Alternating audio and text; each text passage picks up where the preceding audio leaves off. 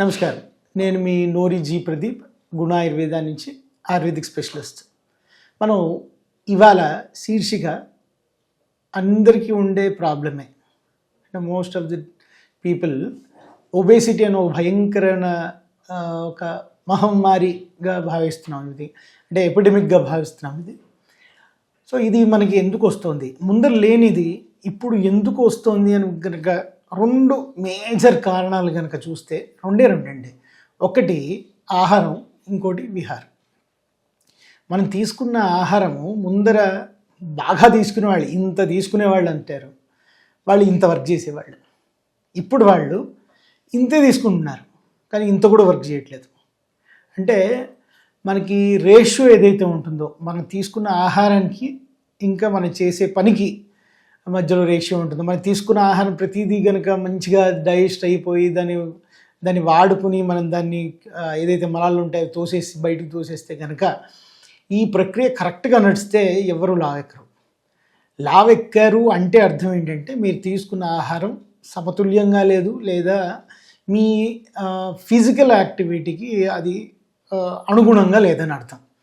ఎప్పుడైతే మీ physical activity పెరుగుతుంది, ఈ ఆహారం కొంచెం తగ్గుతుందో అప్పుడు మీకు కొంచెం నీరసం వస్తుంది, కానీ ఒబేసిటీకి చాలా బాగా పనిచేస్తుంది. కాబట్టి మీరు ప్రతి ఆహారాన్ని మీరు కనుక క్యాలిక్యులేట్ వేసుకుంటే కనుక సరిపోతుంది. ఇంకొక మిస్క్యాలిక్యులేషన్ ఉందండి మన సొసైటీలో. ఏంటంటే అందరినీ ఒక మిషన్లాగా చూస్తారు, అలా ఉండదు.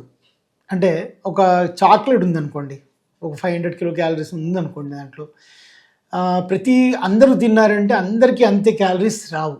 అందుకని క్యాలరిఫిక్ వాల్యూలో మీరు నేను చాలా కరెక్ట్గా తినేస్తున్నాను, చాలా బాగా చేస్తున్నాను అనేది ఇట్స్ ఏ అప్రాక్సిమేషన్, కానీ కరెక్ట్ ఇది కాదు. కరెక్ట్ ఇది ఏంటంటే ఆయుర్వేదంలో చెప్తారు, వాళ్ళ ప్రకృతి బట్టి వాళ్ళకి అగ్ని ఉంటుంది. అంటే ఇప్పుడు ఒక సన్న వ్యక్తి ఉన్నాడు అనుకోండి, వాళ్ళు జనరల్లీ బాగా తింటారు కానీ వాళ్ళు లావెక్కరు. వాళ్ళకి మెటబాలిజం చాలా బాగుంటుంది. వాళ్ళకి మెటబాలిజం బాగుండడం వల్ల వాళ్ళ శరీరానికి ఏం కావాలో తీసుకుని మిగతా అంతా తోసేస్తుంది. అలాగే కఫ ప్రకృతి వాళ్ళు ఉంటారు, వాళ్ళు జనరల్లీ ఒబేస్గా ఉంటారు. అంటే వాళ్ళు జస్ట్ చాలా లావు వాళ్ళు ఉంటారు, చాలా తక్కువ తింటామండి మేము, కానీ మేము చాలా లావకపోతున్నామండి. వాళ్ళందరూ కఫ ప్రకృతి వాళ్ళు. ఎప్పుడైతే మీకు ఆ తిన్న ఆహారం గనక అది కంప్లీట్గా కాలి బయటికి వెళ్ళకపోతే మీకు ఒబేసిటీ వచ్చే ఛాన్స్ ఉంటుంది.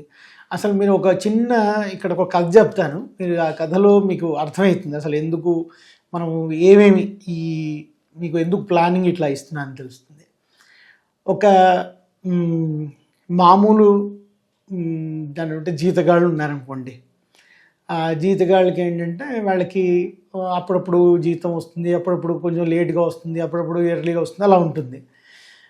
కొంతమంది ఉంటారు చాలా కార్పొరేట్ లెవెల్లో వాళ్ళకి 28వ తారీఖు లేకపోతే 1st తారీఖు కల్లా వాళ్ళ జీతం వాళ్ళ అకౌంట్లో పడిపోతుంది. మీరు చెప్పండి, ఎవరి బ్యాంకులో బ్యాలెన్స్ ఎక్కువ ఉంటుంది? ఖచ్చితంగా ఎవరైతే సరిగ్గా వాళ్ళకి జీతాలు సరిగ్గా రావు, లేకపోతే లేట్ వస్తాయో, లేకపోతే ఎర్లీగా వస్తాయో, అప్పుడప్పుడు వాళ్ళకి రాకుండా కూడా పోవచ్చు. అలా బిజినెస్లో కానీ ఇలాంటి చిన్న బిజినెస్లో కానీ రాకుండా పోతే వాళ్ళు ఏం చేస్తారు, వాళ్ళు బ్యాంకులో వేసి పెట్టుకుంటారు, మనం ఎప్పుడైతే డబ్బులు రావో అప్పుడు వాడుకుందామని.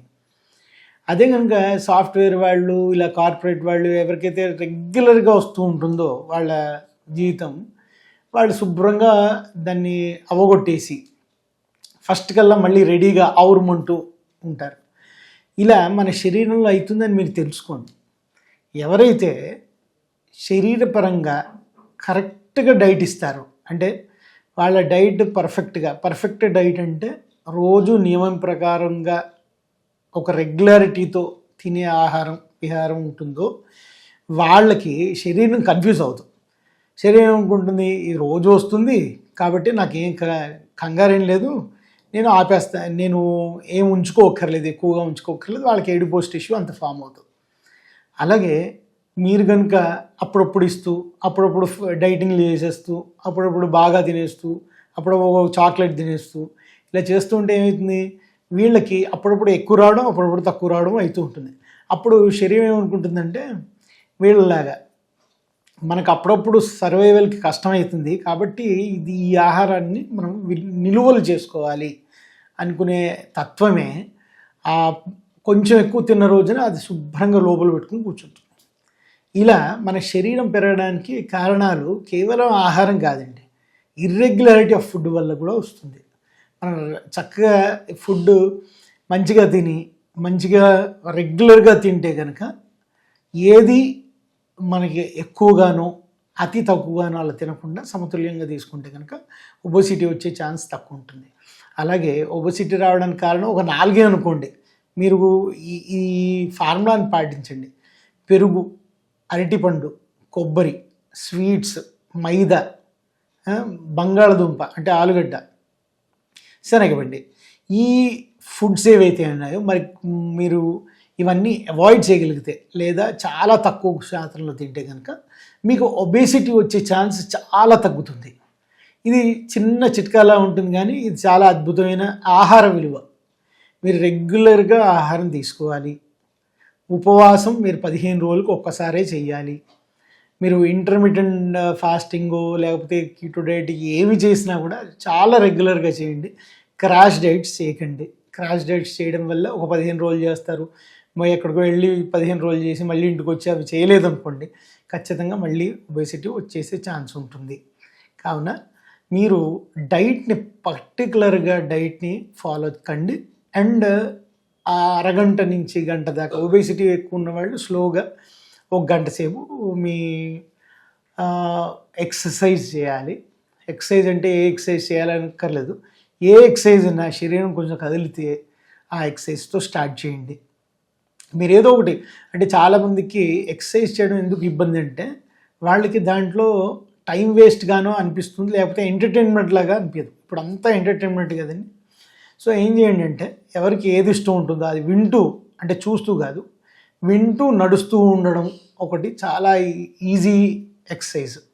అలా వాకింగ్, కొంచెం బ్రిస్క్ వాకింగ్ చేస్తూ ఉండడం, లేదా స్విమ్మింగ్ వచ్చిన వాళ్ళు స్విమ్మింగ్ చేయడం, సైక్లింగ్ చేయడం, ఇలాంటి ఏదో ఒకటి అరగంట చేసి నేను ఇందాక చెప్పినవన్నీ ఆపగలిగితే నో స్వీట్స్, 100% నో స్వీట్స్ అని పెట్టుకోండి. ఒక 3 నెలల నుంచి 4 నెలల దాకా మీకు ఖచ్చితంగా వెయిట్ రెడ్యూస్ అవుతుంది. అలాగే మీరు ఇంకోటి చేయవలసింది ఏంటంటే, మీరు ఫస్ట్ 3 నెలలను ఏదో వచ్చేసింది, నేను 3 నెలల నుంచి నేను ఇంత డైటింగ్ చేస్తున్నాను నాది తగ్గలేదు, ఇలాంటి ఫీలింగ్ పెట్టుకోకండి. మీకు ఇన్ని రోజుల నుంచి స్టబన్గా అయిన ఫ్యాట్ దానికి శరీరానికి అర్థం కావాలి, మీరు కరెక్ట్గా చేస్తున్నారని అర్థం కావడానికి కొంచెం టైం పడుతుంది. ఆ టైం పట్టడానికి దానికి టైం ఇవ్వండి. 3 నెలలు ఖచ్చితంగా మీరు ఒకటే ఏదో ఒక ప్రాక్టీస్, ఏదో ఒక సింగిల్ డైట్ ప్రాక్టీస్ని చేయండి.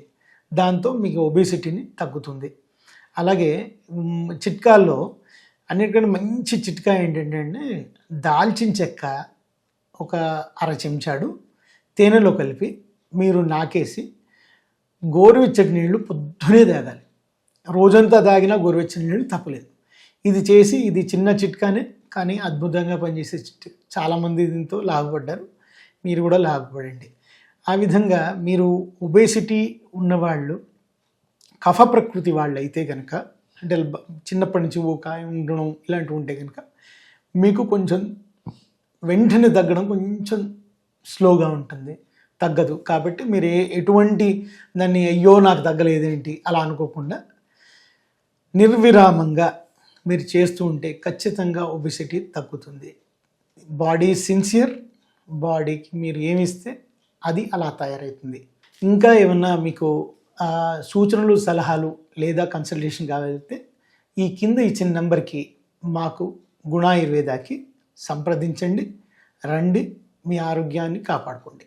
నమస్కారం.